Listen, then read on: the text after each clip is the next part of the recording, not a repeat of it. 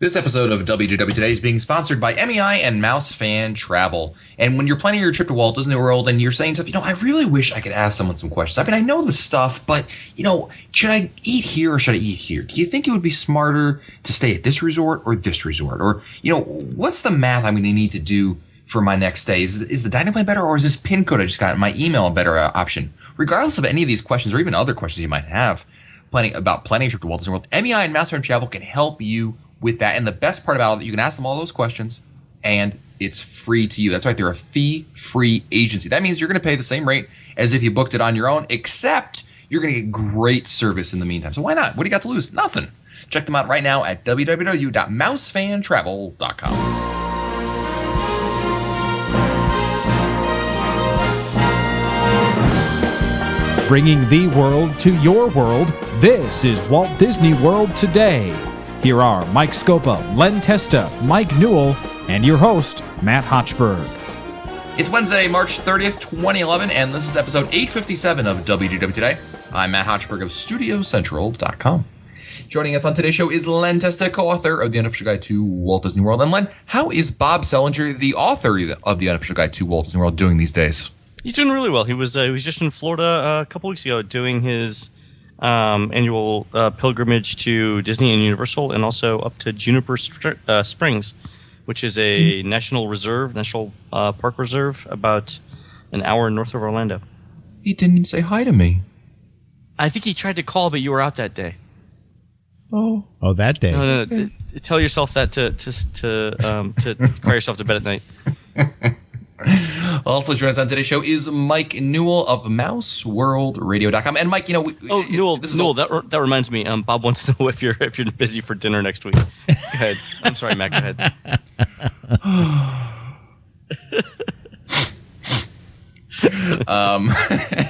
Well, Mike, I was going to say it's kind of old news now, but there's actually a Studio Central radio app for the iPhone out now. There is. That's right. That's right. No more tethered to the computer. Now you can listen to the Studio Central Radio, which is a proud member of a Mouse World Radio network. And it's free. Free. Go to the iTunes store and check it out. Search for it. Studio Central awesome. Radio. Thanks, Eric. Also joining us on today's show is the fabulous Annette Owens, a manager of customer relations and group services for MEI and Mouse Fan Travel. Welcome back to the show, Annette. Hey guys, I'm just kind of amazed that it's March 30th. Where's the year going? Yeah, I know. It's amazing, isn't it? Just think, a year ago we were out in the cold, sleeping in tents, and shut your mouth. I know. But on the plus side, tomorrow is opening day. Spring is here. Yeah. Or in Florida, it's pretty much summer already. It's Wednesday. We're answering your listener questions. Let's start with a question from Katie, who writes, I was going to say I have seen Marie from the Aristocats. Oops, wrong email. The little girl cat with the bow in France and World Showcase. And the character I miss is Honest John from Pinocchio. We have a lot of good video of him playing with my dad and granddad when I was very little. That's of course we were talking about that character meet and greet episode about 2 or 3 weeks ago. So I don't remember seeing Honest John. I know I've seen pictures, but I don't think I've ever seen Honest John in person. That's good to know. Cool. Thank you, Katie. I've not either. No. Next email is from Melissa. Love the podcast. I'd like to send a Disneygram style gift or flower basket to a friend who just had surgery, a grown-up. Now that the Disney store is no longer doing Disneygrams, do you know of any other good Disney-themed options for flowers and or stuffed animals by mail? My web search is only turning up princess coloring books that are not quite hitting the target. Ooh. So you could do a great cookie bouquet that has the Disney characters in it. Where do you get that, Annette? Do you know? Cookie Bouquet. I don't remember the name of the place. Hold on. Cookie Bouquet. Okay. It's something. It's just like Starbucks. Everyone knows it. I'm trying to think of. I mean, Google wouldn't help you with that? You help with many of the questions. No. I mean, don't tell them that. They won't listen to the show. All right. Yeah, I don't. Try. So just a quick Google thing. Try Memories by Betsy. MEMORIESBYBE. Oh, that's a good one too. Yeah. You can always use the Disney florist if you're on property. It's actually called Cookie Bouquet. That's the name of it. Cookies by Design or Cookie Bouquet. So. Oh, there you go. I'm with you. Or you could just have or call Baby Cakes and have Emily she could put in some Disney stuff with her awesome cookies. Does she mail out? Does she deliver? They do deliver. Yes, they do. They do deliver. I can get an order and have it shipped to the house? Yes, absolutely. I need the chocolate cake tomorrow. Oh no! Have you tried the brownies? The brownie with... Yes, I need that tomorrow too. Oh my God, the I got brownie. 2 words for you. Blondie cupcake. Just saying. I haven't tried the blondie cupcake yet, and I don't know if Emily's. We can taken send that tomorrow too. Research You know what? I told Emily this last time that they should make cupcakes using the donut batter because the donut batter is more consistent is more like the when you have the blondie cupcake, it's all of a sudden the entire world turns into this tie-dye colors as you can't see anything in front of you anymore, and all you do is you're just a happy boy again. oh It's cool. great. Happy boy. Wow. Next email's from Stephen in Smyrna, Georgia. I'm writing to you seeking beverage assistance. No, not Mexico style, but of the limited soft drink variety. I frequently stay at the Boardwalk Villas, and I have yet to find where I can take advantage of the souvenir mug with unlimited refills at the resort after dusk, when Leaping Horse Libations closes. While I enjoy the walk over to the beach club, good excuse for beaches and cream, pit stop, sometimes I just want that sweet green tea to be a little closer. Do you know where they purchase and refill location is after dusk at the Boardwalk? Oh, so That is a good question. it's Leaping Horse, right? Right. And where else?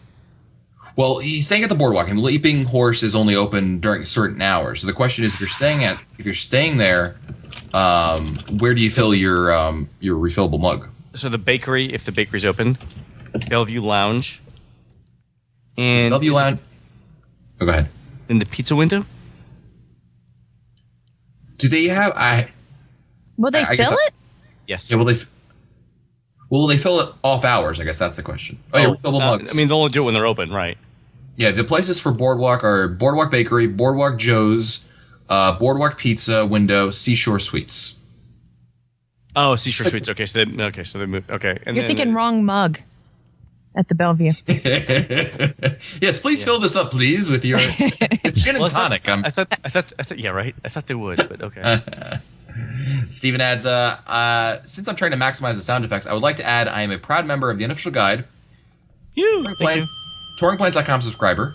I am WWSTVB on the boards and Twitter. Hoorah! I'm a loyal customer of MEI and Mouse Fan Travel, and I'm looking forward to my first, well, I'm sure you already, welcome back from reunion, Steven. Woo! Next email is from Fernando. Hi guys, my name is Fernando. I'm from Lima, Peru.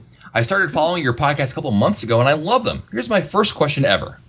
So now that there's this whole Star Wars Weekends things coming to Walt Disney World, I've never actually been a fan of Star Wars. I understand.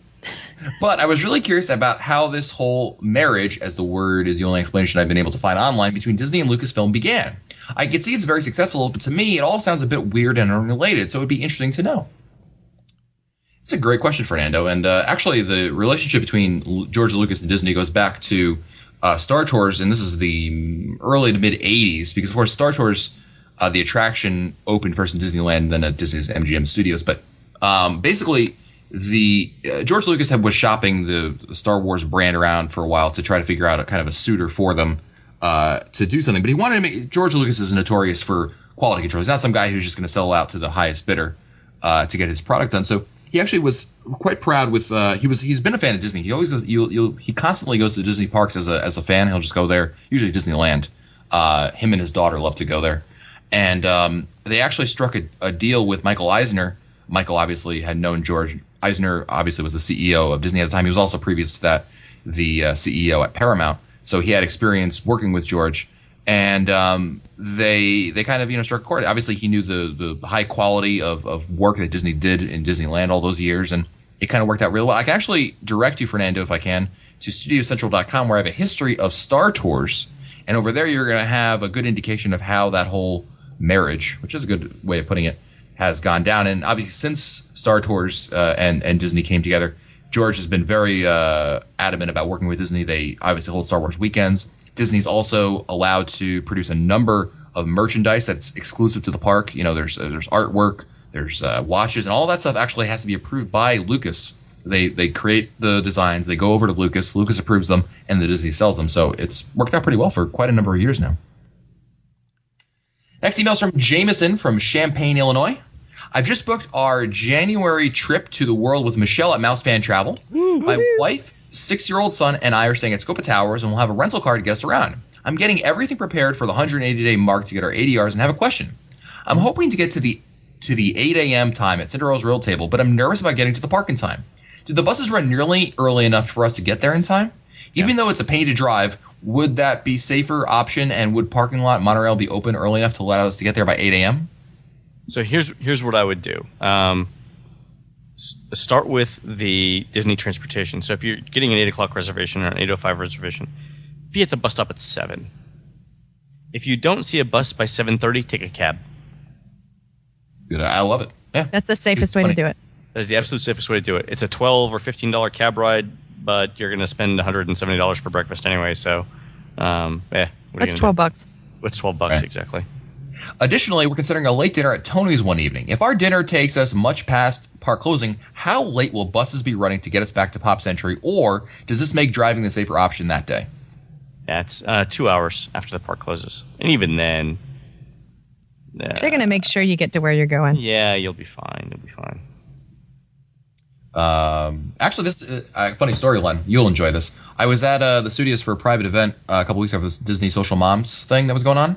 And it was at the studios at Lights Motors Action. So this was the park closed at 7, and the party didn't start until about 7. So obviously this was after park hours, and everyone there was mostly taking they had a separate bus for the people in attendance. But I was obviously not. I was there as a guest of someone who was attending the conference. So hi Ashley, and we I parked in front. And so about 9:30 or so, the event went till about 10 o'clock. 9:30, I was like, we're going to head out. So I had to go back to the front of the park to get my car. I got to the front of the park. All the gates were closed. You couldn't get out of the park? I could not get out of the park. All the gates were closed. There was not a cast member inside. This was your dream, evidently. This is a dream. Oh my gosh, Yeah, yes. they're telling you to stay.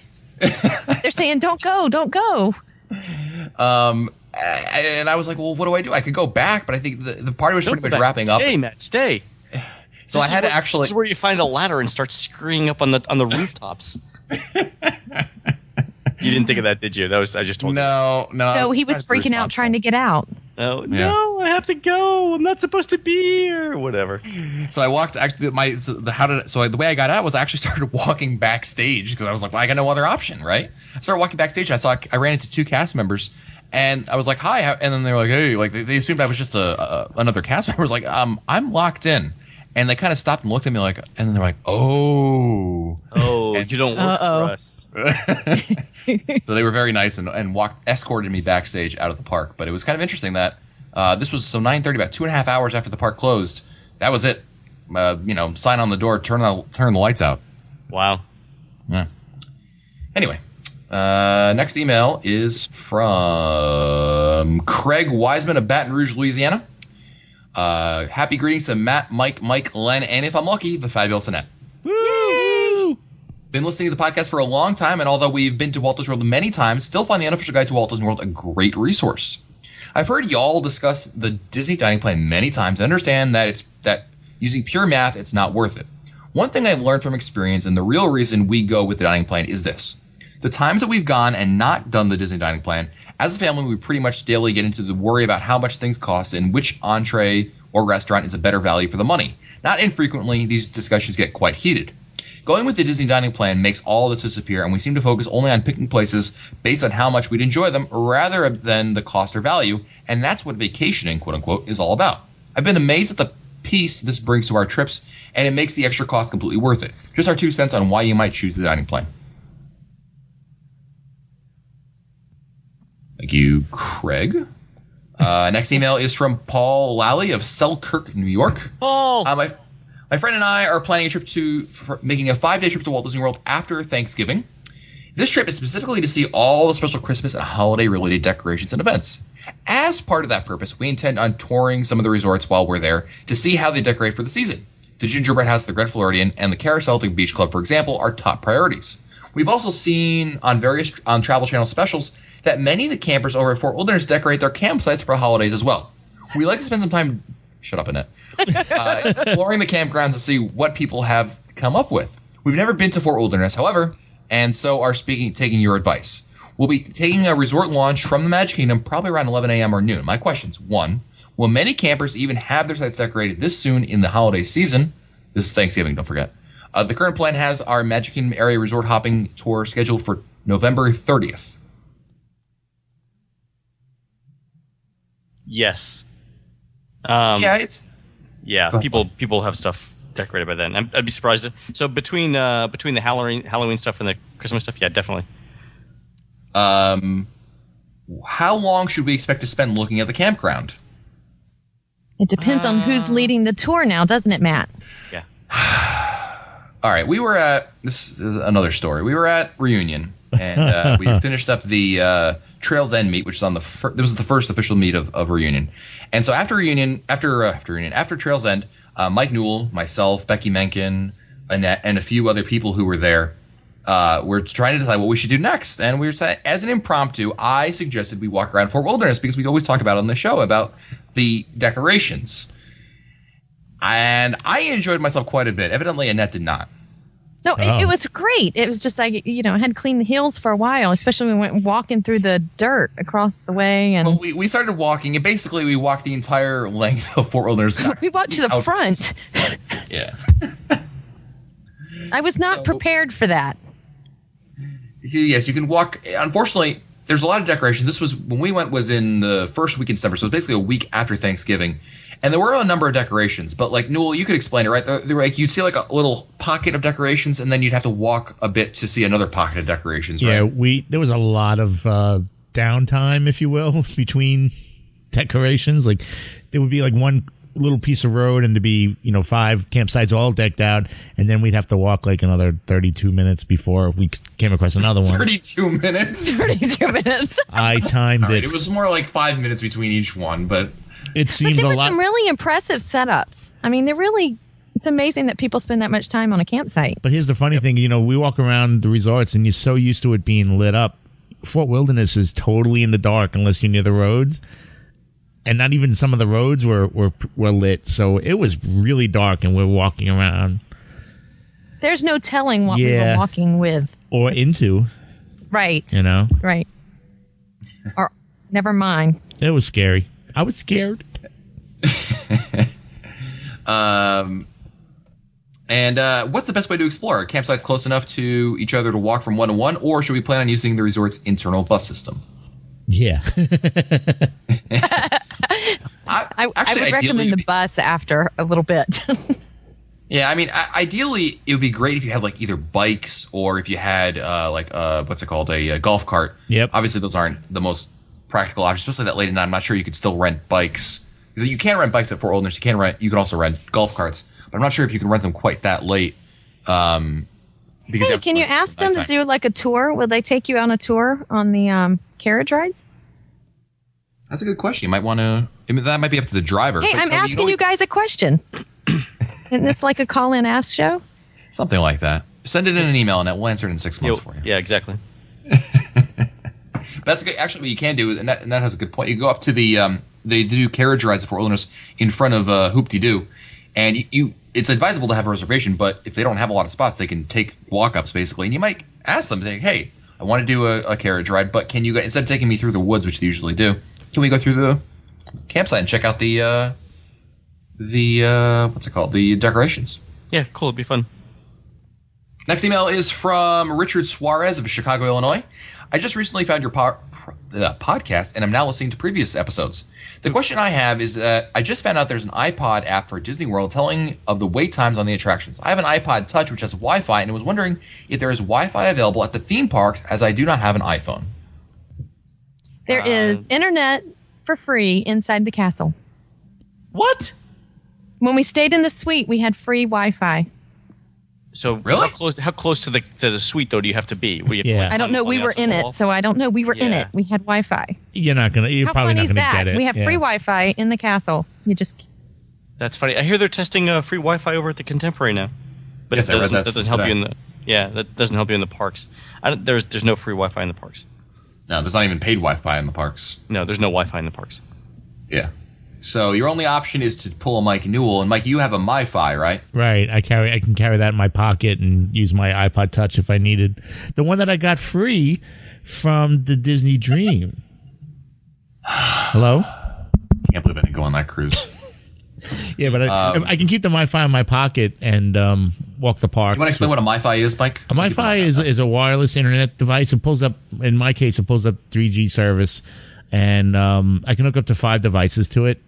So I can walk around with it with a MiFi, and if Matt had his, or So in other words, find Newell, no. Yeah. and you've got free Wi-Fi. But I charge my friends. I didn't say it was free. I just said I had Wi-Fi. Matt pays $10 a day when I'm with him. Hello? Next email is from Travis Kelly of Harrisonburg, Virginia, who writes, I'm a subscriber to Touring Plans and also own the 2010 unofficial guide. Yay, thank I you. would like to know if there is a touring plan for each park to see everything over a 2-day span while taking a break midday both days. I guess it would be sort of the ultimate plan, only breaking it down into 2 days. I realize that spending 2 days at each park wouldn't really require a touring plan, but the more time you save us standing in line, the happier we will be. I also plan on having a new smartphone on the Verizon network by our trip, so I will definitely be checking out the Lines app. Woo, thank you. So is it 2 days total for all 4 parks, or is it 2 days per park? I think it's 2 days per park. Sure, with breaks in the middle of the day? Yes.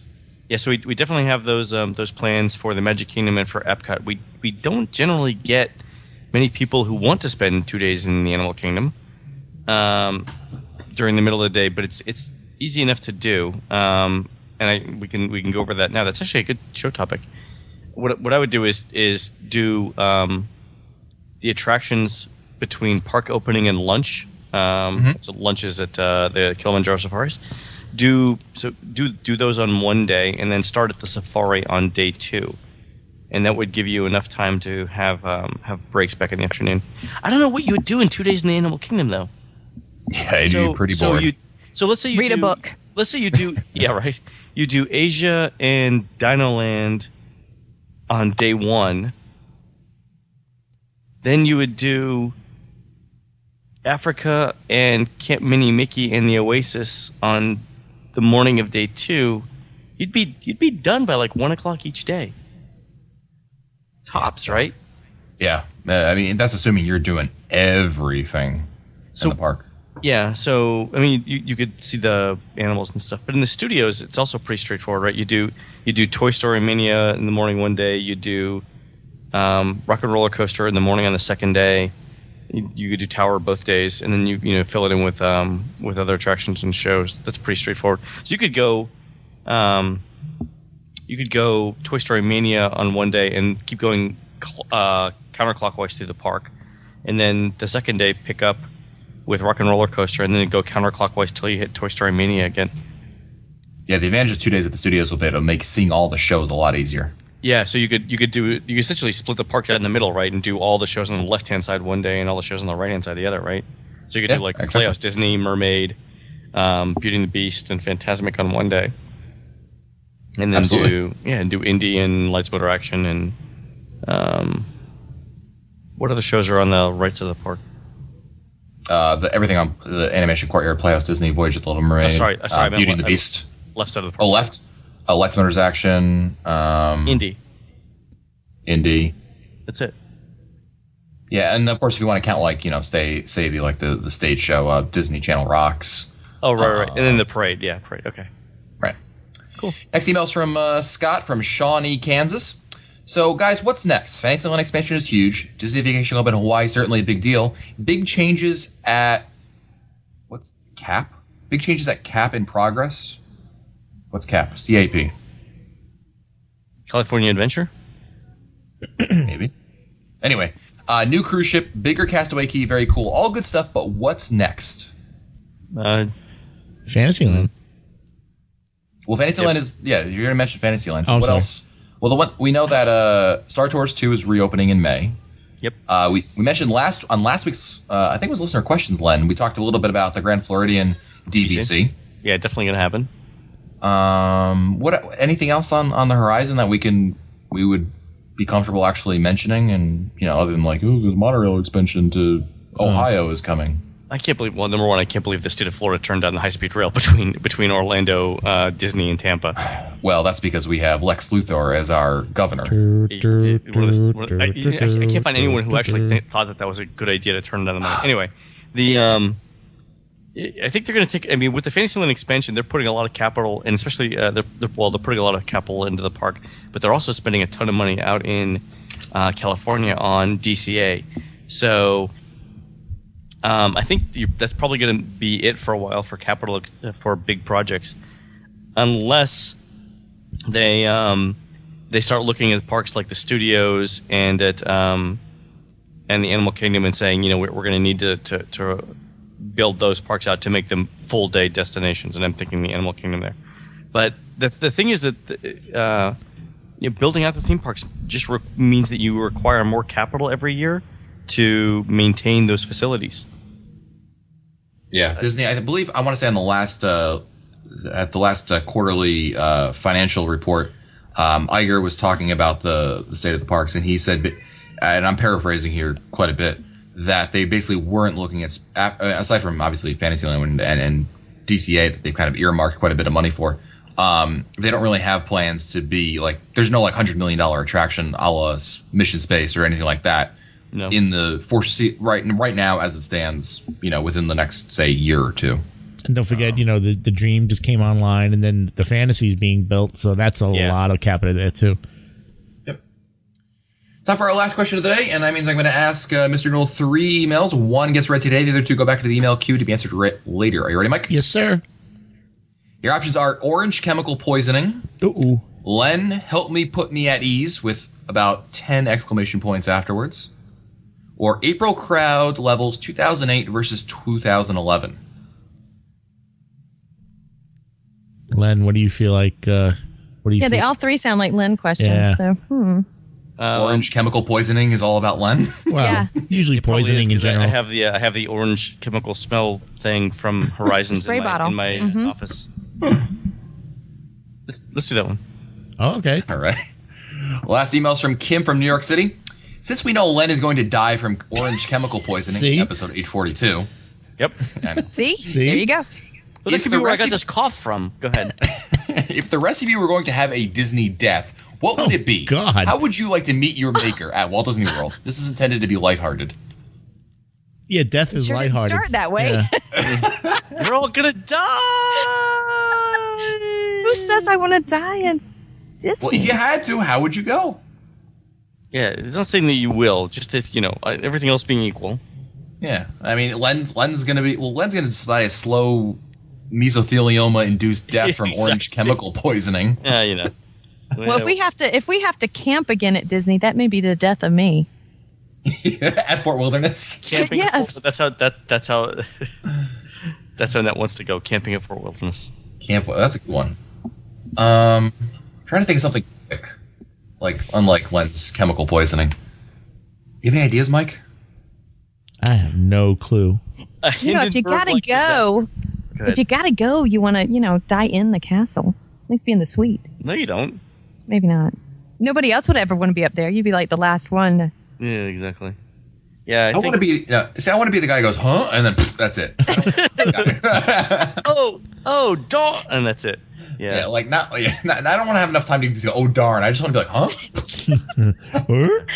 He wants to have that stupid look on his face as he's falling to the ground. Look at his corpse. He looks like he was taken completely by surprise. I'm thinking Hindenburg-like disaster on the characters in flight.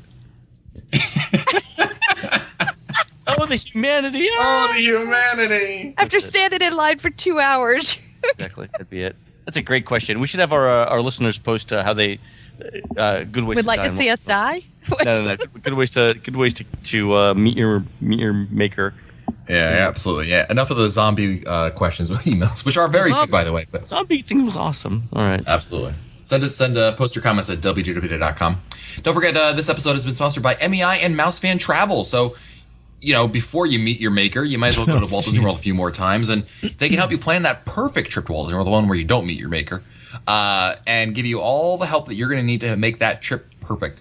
Try them out right now at mousefantravel.com. If you want to find our older episodes, read our show notes, or send us your comments, you can visit us online at wdwtoday.com. For Len Testa, Mike Scopa, Mike Newell, and the fabulous Annette Owens, I'm Matt Hochberg. We'll see you on the next show. Stupid Judy, stupid energy. This has been a production of Mouse World Radio.